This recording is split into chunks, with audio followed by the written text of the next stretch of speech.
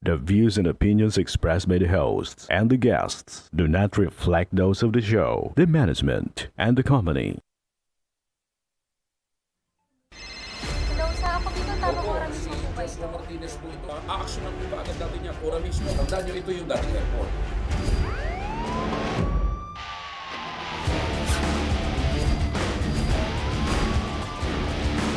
Hoy.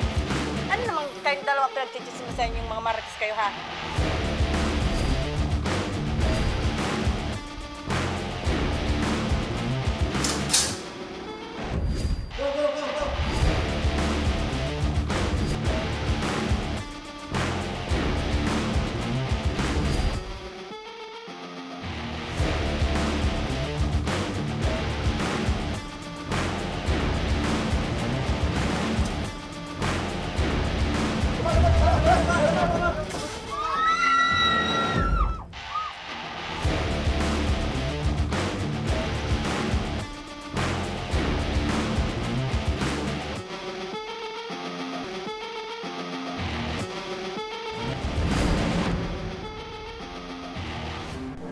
Magandang hapon sa inyo mga ka-aksyon at live na live tayo ngayong araw ng Biyernes para magbigay ng serbisyo publiko. At live tayong napapakinggan sa 90.3 Radyo Oragon Sorsogon, 88.3 sa Catanduanes, 90.7 Legazpi City at live rin tayong napapanood sa ating YouTube account. Napapanood rin tayo sa Congress TV tuwing alas 7 hanggang alas 8 ng gabi mula Lunes hanggang Biyernes sa Congress TV Digital Channel 15 sa Metro Manila at Channel 62 sa GMA for the Box. Umpisa na natin ang ating tabang ora mismo. Ito mga aksyon mula sa Barangay Pigkale, Legazpi City. Isang medical mission muli ang isinagawa ng Ako Bicol Party List para sa mahigit 300 katao mula sa Barangay Pigkale, Sabang at Baybay. At para sa update, makakausap natin si Miss Sally Luces, ang Media and Political Affairs Officer ng Ako Bicol Party List. Ma'am Sally, magandang hapon po sa inyo dyan. Magandang hapon din po sa inyo dyan sa Ako Bicol, tabang ora mismo ni Congressman Salvico, sa lahat po ng mga nakikinig sa Radyo Oragon at nanonood sa Facebook Live ngayong hapon na to. Okay, ma'am, kamusta na po ang nagaganap na medical mission ng Ako Bicol Party List dyan po sa Barangay Pigkale?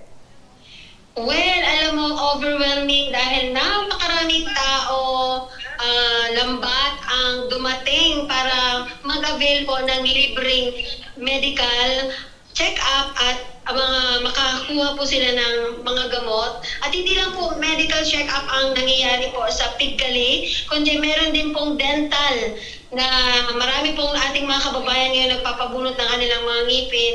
At katulad po ng dati, kapag ang partner po ng Ako Bicol Party List ang Bicol Regional Hospital and Medical Center, ang target nating beneficiaries ay 300. Pero sa tingin po namin, lampas po tayo ng 300 dahil napakarami po ang dumating mula po sa 3 barangay na magkakatabi na tinatawag ang pasabay, kundi yung Pigkali, Sabang at Baybay. Kaya tinawag po itong pasabay. Okay.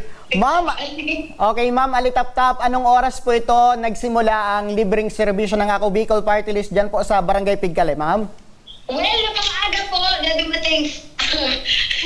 Medyo natawa lang ako kasi talagang napakaagang dumating po ng ating partner na BRHMC. Mga 7 o'clock po, nag-start na po ang medical mission po. At nakakatuwa dahil yung mga kababayan natin talagang nag-antay po sila sa pagdating ng ating mga bisita na mga kagalang-galangan tulad po ni Congressman Christopher Kitoko. Siyempre, nandun din po ang Always Smile, si Hisham Ismail.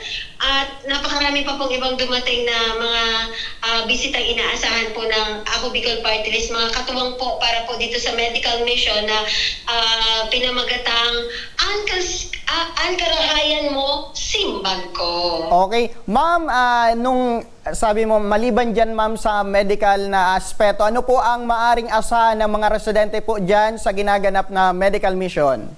Well, aside from libre po ang check-up at libre po ang kanilang mga gamot, meron din po silang natanggap na bigas. Mula po yan kay Global Albay ni Congressman Joey Sarte Salceda. Nakatanggap po sila ng tigta 3 kilong bigas po bawat pasyente or beneficiaries po.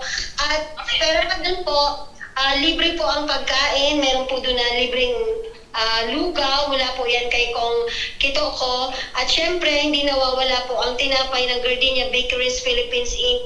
At napakarami pa pong sumuporta sa medical mission ng Ako Bicol dahil nandun din po ang Unisoft Hygienic Products, yung kanilang produktong Baby Ko Wipes, Baby Ko Diapers, Frida Napkin, at nandun din po yung Rhodesian Sales Corporation na meron pong dala na Moringa Vita Coffee Mix at Tai Chi Liniment.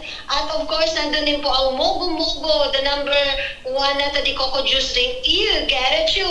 Talagang pinopromote ka na po kasi napakalaking tulong po ang nabibigay nila pagka may ganitong programa po ang Ako Bicol Party List dahil nagbibigay po sila ng mga samples ng kanilang mga produkto sa ating mga kababayan. So ayun, matanong ko lang Ma'am Sally, maliban po dito sa Legazpi City, meron pa po bang schedule ang Ako Bicol Party List para magsagawa ng ganitong medical mission dito sa Bicol?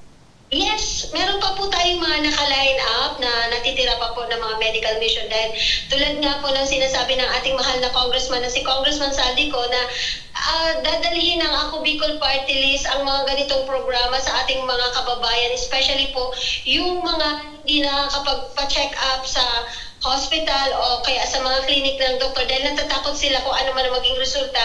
Yun po ay inilalapit na ng Ako Bicol para hindi na po sila mamasahe at kahit nga nasa syudad, nilalapit pa rin para mas madama pa ng ating mga kababayan yung serbisyong medical ng Ako Bicol. At na mayroon tayong naka-line up pa tulad po sa Maanito, meron pa po tayo sa Daraga, meron pa po sa Tiwi, meron pa po sa Rapo-Rapo. Abangan niyo po ang mga schedules kasi ilalabas po natin yan at magkakaroon po na po kami ng coordination meeting bago po tayo magsagawa ng mga medical mission upang ma-explain po natin sa mga kababayan natin na ito pong medical mission, ito po ay funded po ng Ako Bicol Party List through Department of Health na yan po ang tinatawag na Medical Assistance to Indigent and Financially Incapacitated Patients or MAIPIF para po talagang kinakailangan po silang magdala ng kanilang mga ID, mga identification cards na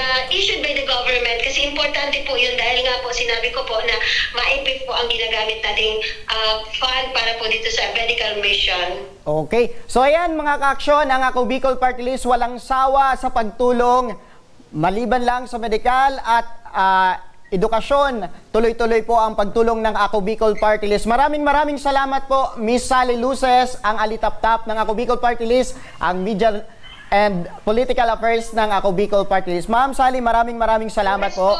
Maraming salamat din po sa inyo lambat sa Ako Bicol tabang ora mismo ni Congressman Saldico sa action ko. Salamat po, Diyos mabulos. So ayun mga ka-aksyon, sa katunayan, live mula sa Barangay Pigkale kung saan nagaganap ang medical mission ng Ako Bicol Party List, makakausap natin si Rizel Luzada, ang tabang ora mismo patroller. Magandang hapon sa iyo, Rice. Magandang hapon, Sir Lower. Okay, kamusta na dyan ang medical mission sa Barangay Pigkale?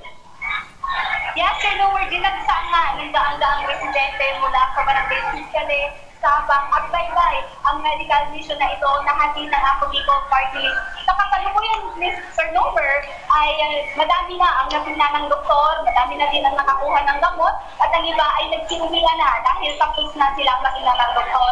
Sa kasalukuyan, Mr. Nover, kung makikita niyo po sa aking likuran, ay madami pa din ang mga beneficiaries na nakapila at karamihan sa kanila ay mga matatanda na o senior citizens at ang iba naman ay mga may karga pang bata. Okay, nasa ilang katao na raw ang mga dumalo dyan sa medical mission? Well, sa kasalukuyan dapat, Sir Lower, nasa mahigit 300 tao na ang natingnan at nandito or pumunta dito sa medical mission. Okay, Rice, ano-ano ang mostly na idinudulog ng mga kababayan natin ngayon dyan sa medical mission? Madami dito, Sir Lower, sa medical mission na ito ang dala-dala ang kanilang mga anak dahil nakakaranas umano ito ng ubo at sipon. Sa katunayan nga, Sir Lower, kanilang umaga ay may mga beneficiaries tayo na naka-wheelchair. Nasa 3 o 4 siguro sila dahil may mga arthritis na ito at hirap ng maglakad. May mga nanay din tayo dito sa lugar na magpapatingin dahil sumasakit na daw ang kanilang mga balakang at mataas ang sugar level at nais magkaroon ng reseta para makainom ng gamot. Okay, Raj, nakikita ko may kasama ka dyan sa katabi mo. Maaari niyo bang ipakilala? Yes, sir, no worries. Katunayan, katabi ko po ngayon si Nanay Lydia De Leon, isa sa mga beneficiaries na pumunta dito sa ating medical mission. Nag-isa siyang pumunta dito at si Nanay Lydia ay 3 dekada nang nagtatrabaho bilang tindera ng kandila dito sa simbahan ng St. Rafael sa Digasco. Okay, Nanay Lydia, magandang hapon po sa iyo. Magandang hapon daw po natin. Magandang hapon din sa iyo. Okay, kamusta na po kayo, ma'am? Ano daw? Kamusta niyo daw po? Kamusta na po pa kayo, ma'am? Binigyan pa lang ako ng gamot. Hindi pa man ako nakakainom. Okay, Mabuti pa rin ang pakiramdam ko sa ngayon. ano daw, ma'am, ang pina-check up mo dyan sa medical mission? Ano daw? Ano po, ma'am, ang ipina-check up nyo dyan sa medical mission?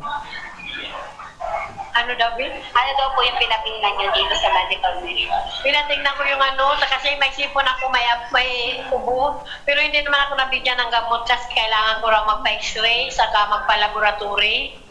Okay. Nanay, mag-isa po ba kayong pumunta dyan? Oo, ako lang mag-isa. May asawa at anak ka po ba? May asawa ko, matagal lang hiwalay, wala naman akong anak. Okay.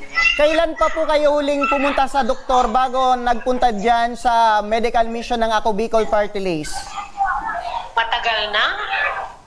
Bakit po matagal na napatingin yung Matagal na ako nakapagpatingin. Ngayon lang may medical mission na sundan. okay, so nagkataon lang ano, ma'am? Nasakto. Ha? Ano daw? Ano? Nasakto, ma'am, na dyan po sa lugar nyo nagkaroon ng medical mission at libre pa. Kung mabuti nga, nagkaroon ng medical mission dito sa Pigkali. Okay, Sa 3 barangay, Pigsabay. okay, nabanggit ni Rides na 3 dekada na raw kayong nagtitinda ng kandila dyan sa simbahan ng St. Rafael. Oo. Okay, kamusta naman ang hanap buhay nyo, ma'am? Bilang tindera ng May na kandila. ngayong tagulan. May na ngayong tagulan. Hindi ko makikita ng gusto. Okay, dahil dyan, ma'am, bilang mag-isa sa buhay, kamusta po bilang single? Noon, bata-bata pa, mabuti ang buhay. Kasi nag-iisa lang. Kayong matanda na, mahirap na, walang kasama. Walang kasama sa paghahanap buhay. Ano, Nay? Wala, ako lang mag-isa. Okay. Paano nyo po nalaman itong medical mission ngayon ng Ako Bicol Party List dyan po sa lugar nyo? Paano daw niyo po nalaman itong medical mission?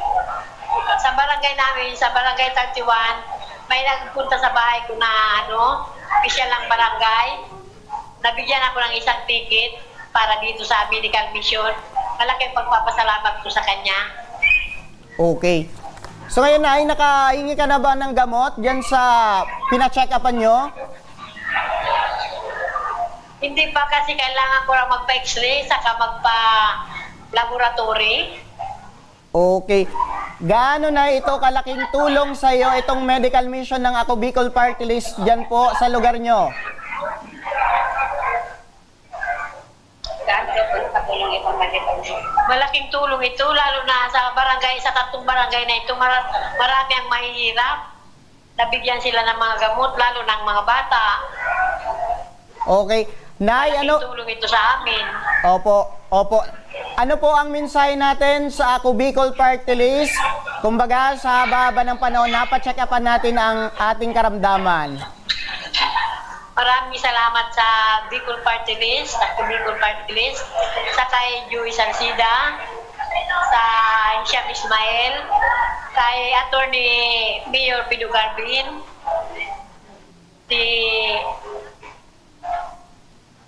lalo na kay Governor Diday ko, saka kay Congressman Christopher ko. Maraming salamat sa kanilang lahat.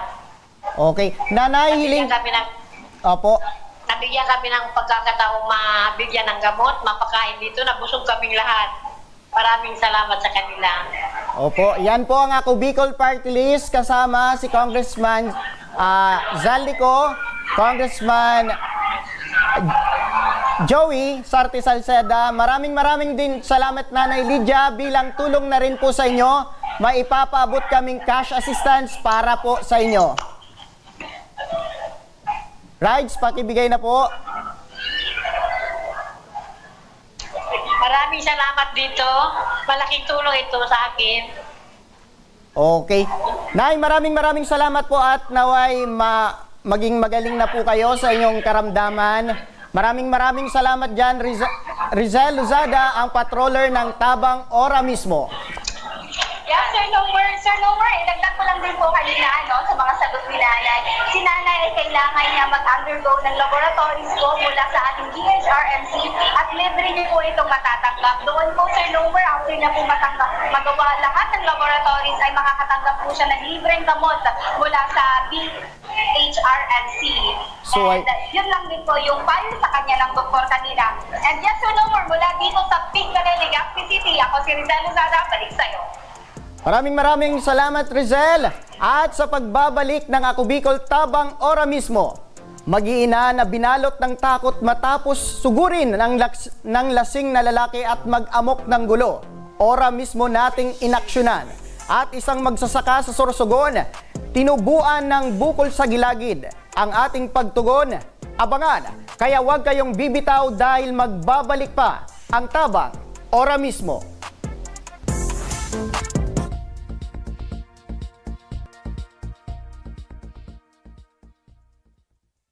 Marahin aldaw sa Indogabos. Ang aldaw na ini ay para sa Indo, para sa tuyang mga kababayang Bicolano na nangangaipuhan kan kalinga, asin manlain-lain na medikal na serbisyo.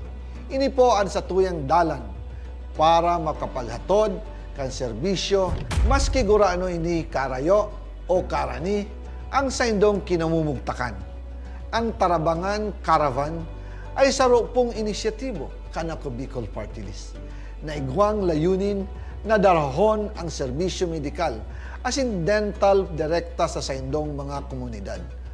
Aram po niya to na daigabos may kakayahan o pagkakataon na makaduman sa ospital o klinika. Kaya't kami na po ang nagrarani sa Indo. Kaibahan ang matitibay na doktor, dentista, medical personnel, asin mga volunteer kan Ako Bicol Party List. Libre po gabos ang serbisyo medikal, dental, laboratory, asin mga bulong. Wala po kamo na dapat ihadit sa gastusin taini ay para sa indong kalusugan. Kaiba taman po ang satuyang programa ang libreng gupit asin masahe para sa satuyang mga kababayan. Maliban digdi, may local recruitment activity man kita ngunyan. Ini po sarong biyaya para sa satuyang mga kababayan na nag-aanap kitrabaho. Sana po ay makatabang ini sa Indo. Tangani, makaanap ki mga bagong oportunidad para sa Indong pamilya. Mga kababayan, buya ko pong ipaabot sa Indo na ang Ako Bicol Party List permi yaon para sa Indo. Sadto ngunyan asin sa maabot. Kami po ay padagos paglilingkod sa bawat Bicolano. Kami po ay nagpapasalamat sa saindong padagos na suporta. Habang yaon ang suporta kan kada Bicolano sa Ako Bicol Party List, padagos po niya to dadarahon ang mga programa na direktang nakakapiktar asin nakakatabang sa Saindogabos.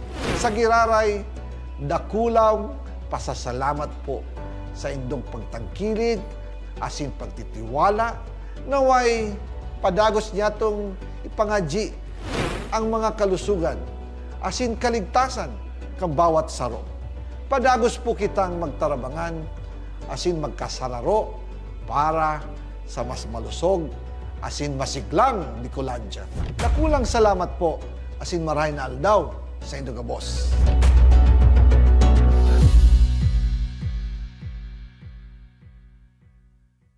Daan-daan na po ang mga nakapagtapos at may mga kanya-kanya ng propesyon. Sa kanilang pagpupunyagi, walang masidlan ang kanilang mga ngiti. Yun at sa Gabos, nagpapasalamat po ako sa AKB. Gusto ko lang po magpasalamat sa Ako Bicol sa opportunity na tigtatao po arag po sa kuya na estudyante. Dahil naandyan lang, katuwang lagi, Ako Bicol, katabang na, kasurog pa. Hindi rin nagpahuli sa pagtugon sa mga pangailangan ng ating mga healthcare workers at mga frontliners. Sa simula pa lang nitong pandemya, hanggang sa ngayon, walang humpayang pagtulong. Ay, nagpapasalamat po ako sa pagtaunin tabang hali sa Ako Bicol Party List. Papasalamat kong dakula sa duwang congressman. Tayo nakakatabang sa muya sa gabi. Maaasahan, Ako Bicol, katabang na, kasurog pa. Tucked away in the province of Albay, known for its perfectly shaped Mayon volcano, Misibis Bay Resort, a locally owned 5-hectare private island resort. The resort is ready for all those looking to balance tranquility and adventure. This tropical destination is where guests can either choose to relax under the palm trees or have an adventure under the sun. It features modern and luxurious rooms and villas, recreational facilities, and sophisticated services.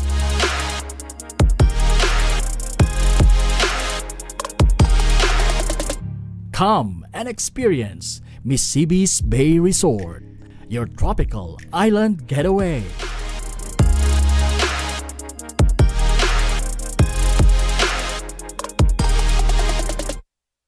Problema sa tubig, agarang binigyang solusyon. Nagpatayo ng mga solar-powered water supply system sa mga liblib na lugar. Libre, malinis at maaasahang supply ng tubig 24/7. Nakulaon ang pagpapasalamat niya mo. Dahil may ikamalilingan habang kami nabubuhay. Nakulaon nining tabang para sa Gabos na tao digdig. Salamat po. Para sa ating mga kababayang nasa laylayan, Ako Bicol, katabang na, kasurog pa. Libo-libo na ang mga nabigyan ng tulong medikal. Bata, matanda, kahit sino man, lahat ng mga may karamdaman, may maaasahan. Nagpapasalamat sa Ako Bicol Party List. Hindi po namin makakalimutan ang tulong na dinala ninyo dito sa aming bayan. Maraming salamat po. Dahil iisa lang ang tunay na nagmamalasakit, Ako Bicol, katabang na, kasurog pa. Nagbabalik ang Ako Bicol tabang ora mismo. Ito mga kaaksyon kung inyong maalala. Dumulog sa ating programa ang isang ina matapos masira ang kanilang Pasko dahil lamang sa isang lalaking laseng na sumugod sa kanilang bahay. Nag-amok umano ng away at nagbanta pang gagahasain ang 6 na taong gulang na anak nito. Kaya tayo ay ora mismong umaksyon. Ang buong kwento panoorin natin sa ating tabang ora mismo update. Sa ika-25 ng Disyembre, araw kung saan halos lahat ay masayang ipinagdiriwang ang Kapaskuhan, ay isang katakot-takot naman na pangyayari ang bumalot sa pamilya ni Janice. 10 oras na ng gabi nang suburin sila sa kanilang bahay ng isang lasing na lalaki. Naghamon ito ng patayan at nagawa pang pagbantaan ang 6 na taong gulang na anak ni Janice. Naggagahasain ito. Kwento ni Janice na pikol ang ina ng 2 bata alas 8 ng gabi nang biglang pumasok sa kanilang balkonahe ang lasing na lalaki na si Ronel Nolias. Kumusta kayo ngayon, tuding mga anak ninyo after nitong insidente? Medyo okay na po, pero hindi pa rin po okay doon sa lugar namin. Kasi doon po nag-aaral yung mga anak ko. Hindi po kami doon nauwi sa bahay. Kasi hindi po siya safe. Kasi nandun pa rin po, pagala-gala pa rin po yun si Ronel. Kumusta ngayon yung bata? Natatakot pa rin po. Umiyak nga din po yung anak ko. Kasi narinig niya talaga yung pangalan niya. Yung anak mo, yung hinahanap nitong si Ronel. Iwan ko nga po, siguro ko, narinig po niya sa akin na tinatawag ko yung anak ko parati. So, hindi naman itong Ronel at itong anak mo close sa isa't isa? Hindi naman po. Basta ang ano po niya, tinatawag po niya yung pangalan ng asawa ko, pinapalabas po niya. Kasi gusto daw po niya ng patayan. Tapos nung nasigaw na po kami, tapos tinawag na po niya yung pangalan ng anak ko, tapos kami pinapalabas kasi nga po gusto daw po niyang gahasain. Naman kayong nalalaman na merong away or hindi pagkakaintindihan itong si Ronel at yung mister mo? Wala naman po kasi umuwi yung asawa ko gabi na eh. Ang sabi, pinaano daw po yun ng kapamilya doon sa mental. Ang ano naman daw po, normal naman daw po yung tao na yun. So pinatawag na sa barangay itong si Ronel? Opo. So mga ilang beses na bang pinatawag? Pang-apat na po. Pang-apat na beses? Ni isang beses hindi siya umarap? Hindi po. Pinipirmahan lang po niya yung sumon. Nasaan daw itong si Ronel? Ang pagkaalam ko po, nandun siya nakatira sa papa niya. Doon po sa dinadaanan namin na bahay. Tapos, unauwi na po siya sa bahay niya. Bilang isang nanay na nahanap ng isang lalaki, yung anak mong babae at gustong gahasain, ano yung naramdaman mo ng mga oras na yon? Nasasaktan po tapos natatakot. Kasi sa safety po ng mga bata. Na in case po na nakapasok po siya nung gabi na yon, wala naman po talaga akong magagawa kasi malaking tao din po siya. Tapos ano talaga, may ano talaga siya na pwede siyang makapanakit. Ngayon, ano yung desisyon mo? Ano yung gusto mong mangyari ngayon kay Ronel? Gusto ko po sana na makulong siya. Ano yung karapat-dapat para sa kanya para hindi na siya makapanakit kasi hindi din safe para sa amin, sa mga kapitbahay namin. Pati po sila natatakot din.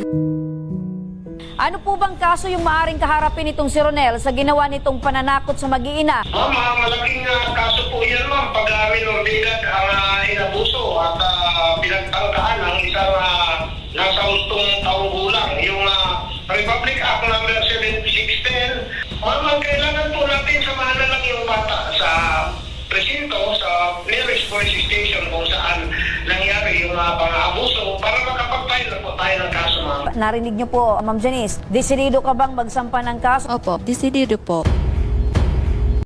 Pero wisyo sa barangay. Ganito inilarawan ni Janice si Ronel. Dahil sa tuwing nalalasing daw ito, ay naggagawa nitong magwala, mag-amok ng away, at manakit ng mga walang kamuwang-muwang na alagang hayop.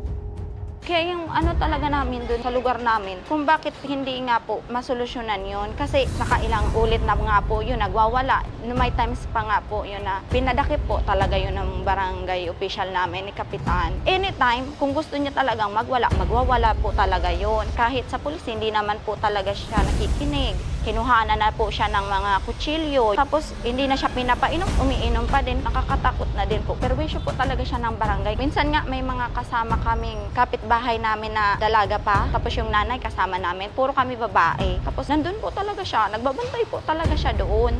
Hindi nga namin alam kung naninilip ba talaga siya or kung anong intention niya. Minsan umaga, minsan hapon. Depende po kung nandun kami sa bahay. Hindi ko nga ma-explain kung may sakit ba siya sa utak or wala. Antay po yan ng isang oras. Nagsasalita lang po siya. Kinakausap niya talaga yung sarili niya. Kasama ang mga tanod ng barangay Malubago, Ginubatan, Albay, ay pinuntahan din natin ang bahay ni Janice para personal na makita ang kanilang lugar. Kung pinto namin, nakasara po talaga to. Inano po talaga niya, may mga bakas pa po dyan. Pinagsisipa pa po niya yan. Tapos yung dalawang motor namin, dito yung isa, yung scooter, tapos yung isa dyan. Pinalo pa po niya ng langatong. Tapos yung malaking bubble namin, ito po na dalawang bubble. Nasira na nga po, may gas-gas pa po yan. Dito po yan nakapato. Pinalo din po niya, tapos dito niya nilagay yung damit niya. Yan lang po dyan. Diyan siya nakatayo. Opo, kitang-kita ito pag walang gate. Minsan dito siya. Anong ginagawa niya dyan? Nakatingin lang sa may pinto. Diyan po siya kung nagbabantay, diyan lang. Diyan siya nakatayo habang nag-grip, nag-ano kayo dito? Yung bahay po ni Ronel andun po. Kaya medyo, natatakot talaga ako. Hindi na rin pinalagpas ng aming team at sinubukan rin nating puntahan ang bahay ni Ronel na nasa ibaba lamang ng bahay ni Janice. Naabutan naming nakabukas ang pintuan ng kanyang bahay. Tao po. Parang wala namang tao. Ngunit tila wala nang nakatira pa rito. Gusto niya lagi nakalock yung gate na hindi gaya ng dati na pwede sila doon magbike sa labas. Anytime na may mga aso na tumahol, tinitingnan nila kung dumaan yun si Ronel. Yun lang po talaga yung hiling ko, yung maayos yung pamilya namin, yung walang takot.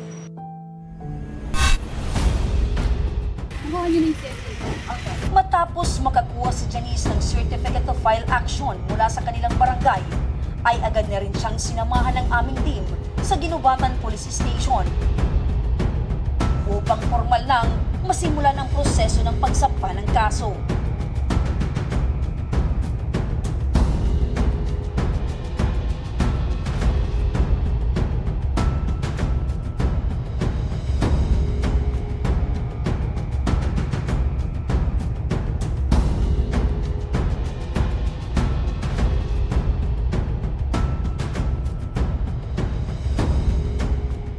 File po namin dito sa Office of the Provincial Prosecutor of Albay ang kaso po na violation kang Article 285 kang Revised Penal Code, other light threats, tsaka ang violation kang Article 280 kang Revised Penal Code, qualified trespass to dwelling.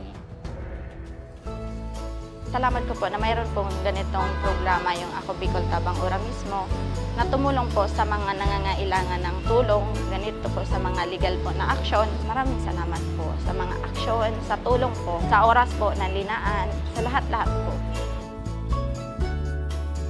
At ito ang Tabang Ora mismo ni Congressman Saldico. So ayun mga ka-aksyon, sa ngayon ay nagtatago pa rin daw umano ang suspect. Ngunit patuloy pa rin ang aming programa sa pagsubaybay at pag-alalay sa pamilya ni Janice Napicol. Samantala, dumako naman tayo sa ating tabang medikal. Isang magsasaka mula sa Sorsogon ang nangangailangan ng tulong ngayon dahil sa kalagayan nito na halos 10 buwan nang nagtitiis sa tumubong bukol sa kanyang gilagid. Makakausap natin mula sa kabilang linya ng telepono si Reggie Camacho. Sir Reggie, magandang hapon po. Magandang hapon din po, sir. Opo, kamusta na po kayo ngayon? Okay naman po, kahit paano. Okay. Okay, na maitanong ko lang, tingin mo na ba itong bukol na tumugo sa gilagid mo sa doktor? Ano po, sir? Napatingin mo na ba ito sa ospital, ito sa doktor itong tumubong bukol sa iyong gilagid? Opo, sir, napatingin ko na. Okay, ano daw sabi ng doktor? Anong diagnosis nito? Ngayon, sir, tinitignan pa lang yung resulta ng CT scan ko. Pero, ngayon sa ibang hospital na pinuntahan ko, ang sabi nila, operahan daw. Okay. May nararamdaman ka ba itong tumubong bukol? Masakit ba ito?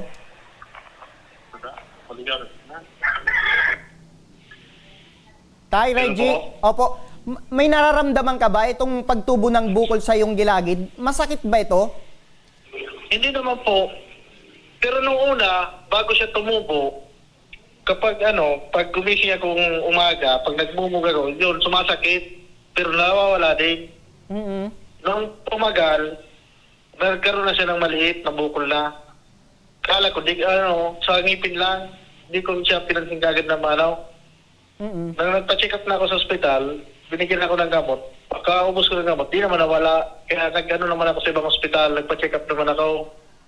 Hanggang sa umabot na ako sa lumaki na to. Okay. Sinabihan ako ng doktor na kailangan operahin. Okay. Tatay Reggie, maaari niyo bang ikwento sa amin kung paano mo na-discover na may tumutubo na nabukol sa iyong gilagid hanggang sa na-discover mong lumalaki na ito? Noong una, sir, napansin ko, para lang, maliit siyang bukol lang, para tumubo lang na maliit. Nakapako siya. Nung pinayaan ko lang siya, pinabayaan ko lang. Then, makalipas ang ilang buwan, napansin ko, malaki na. Okay. May ininom ka bang gamot para dyan sa bukol? Ngayon, sir, wala. Wala akong kasi ang sabi ng doktor, di naman daw ng gamot, madadala sa gamot. Okay. So kailangan talagang idaan na lang sa operasyon. Operasyon na po. Kung sakali man, kailan daw, sabi ng doktor?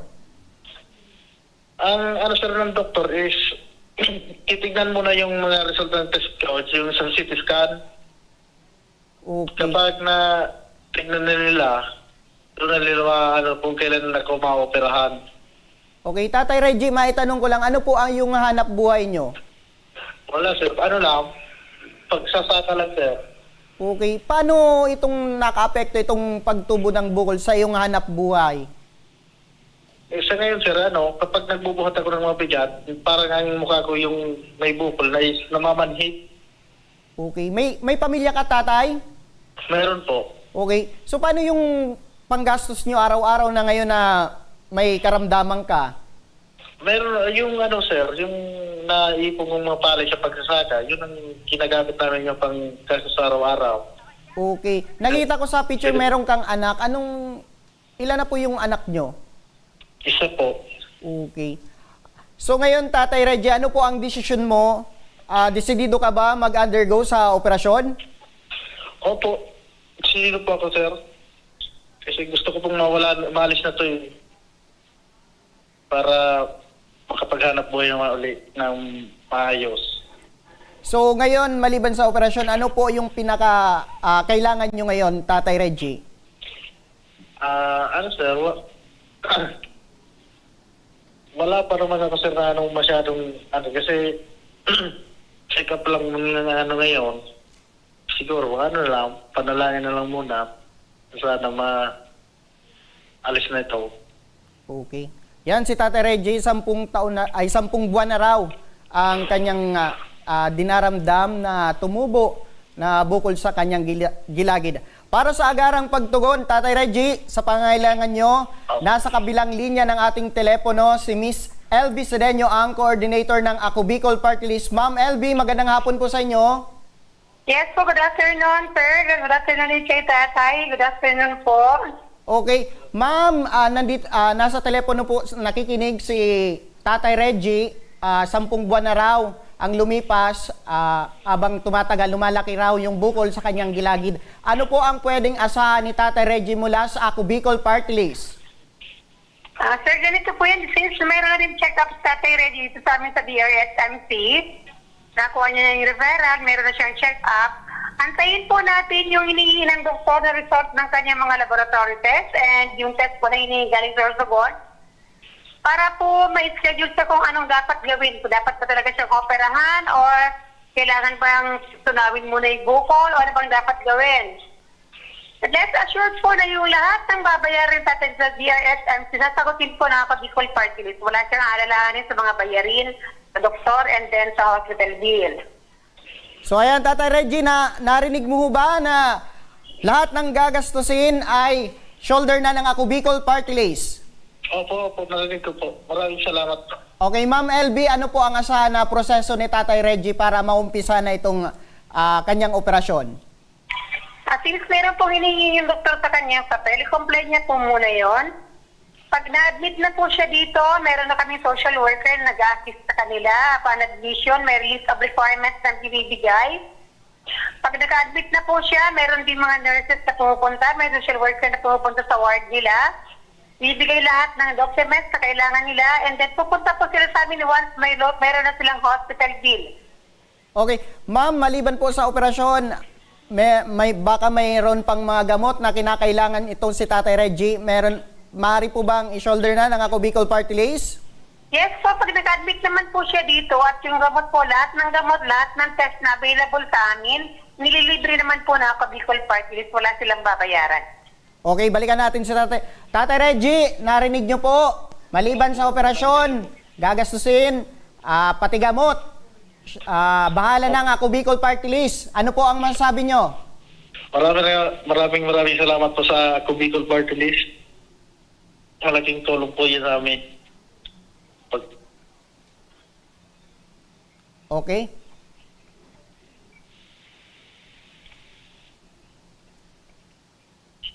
Ayan.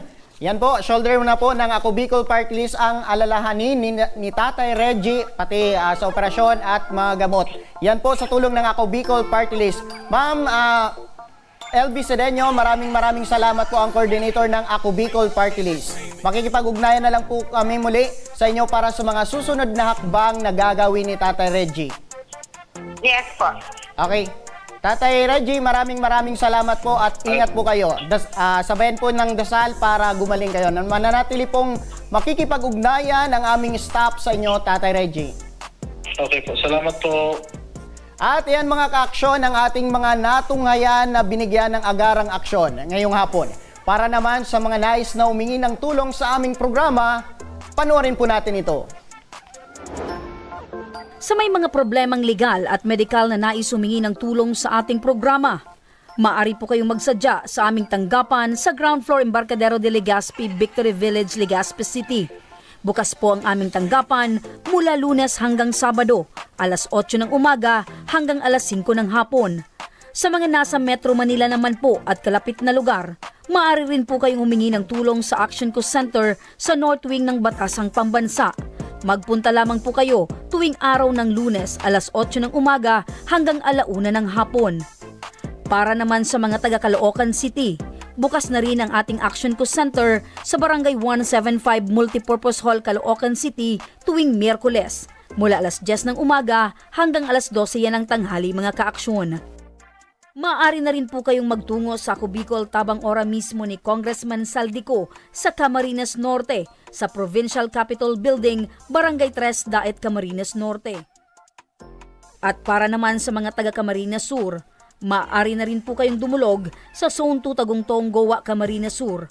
Bukas po ang aming tanggapan mula Lunes hanggang Biyernes, alas 8 ng umaga hanggang alas 4 ng hapon. Maaari din po kayong magpadala ng inyong mensahe sa aming official Facebook page na Ako Bicol tabang ora mismo. Kahit anong reklamo ay amin pong tinatanggap.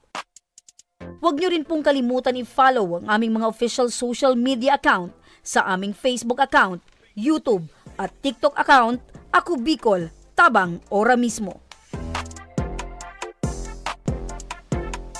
At hanggang sa Lunes, sama-sama nating aksyonan ang mga problemang medikal at legal. Ito ang programang may paninindigan, tutugon sa inyong pangangailangan. Ako, si Nomer Corporal, at ito ang Tabang Ora Mismo.